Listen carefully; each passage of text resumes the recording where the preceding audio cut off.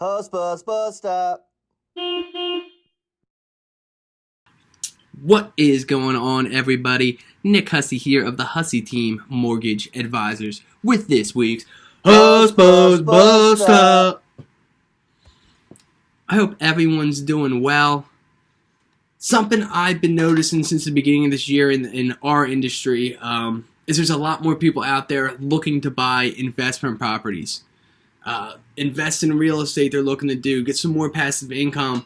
There's a lot more needs and questions is what we're getting in pre-approving people to buy investment properties. So I wanted to touch on that and touch on the difference between them to help you prepare to buy your first investment property or to help you understand the lender's mindset when you're getting a mortgage for an investment property, all right?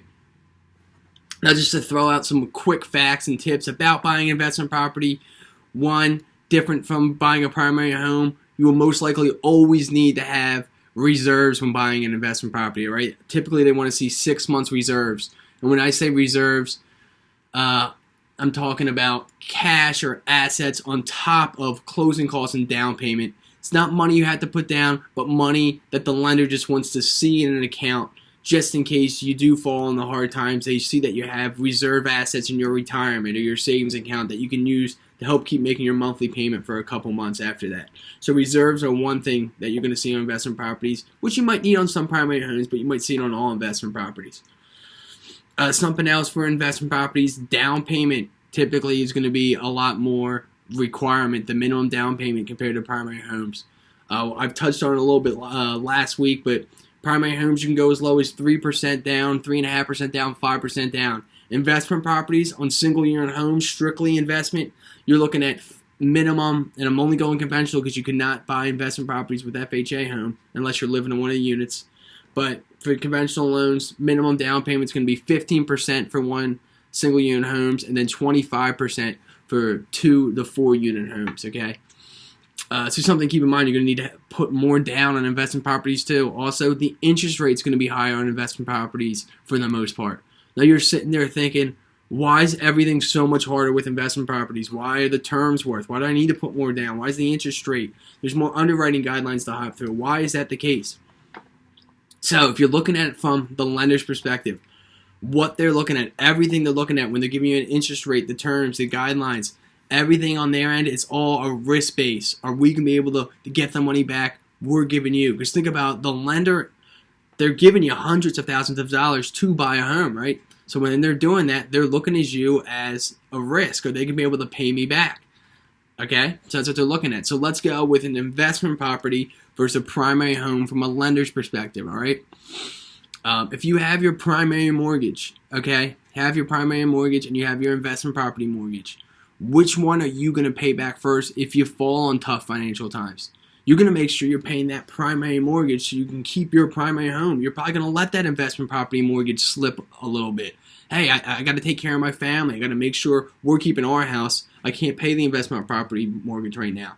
That is why, and that's the way the lender gets that. So they're like, all right, it's a riskier investment for us. So interest rates are going to be high. We want to see you put more money down. We want you to take on more of the risk. We want you to have more equity in the home, not just us. So they want to see you put more down up front.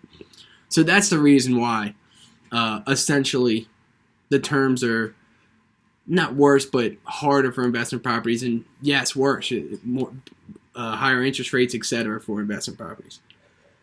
Something else I want to touch on, which we've been seeing a lot as well, is house hacking. Okay, now you got to be careful with house hacking, all right? Because there can be a lot of occupancy fraud in here. Now, what house hacking is, it's one would be when you buy your primary home, okay, you live in it for a year, and then the following year, you buy another primary home, and you turn your original one into investment property. Now, keep in mind, you must live in these homes for a year when you buy a primary home. Otherwise, you're committing occupancy fraud, all right? You cannot tell the lender that, hey, I'm buying this home as my primary, and then the following week after closing, go and rent it out. Huge fines, jail time. It's not good. All right, just don't do that. Make sure you're living in the home for 1 year. You'll see a lot of misinformation online stating that.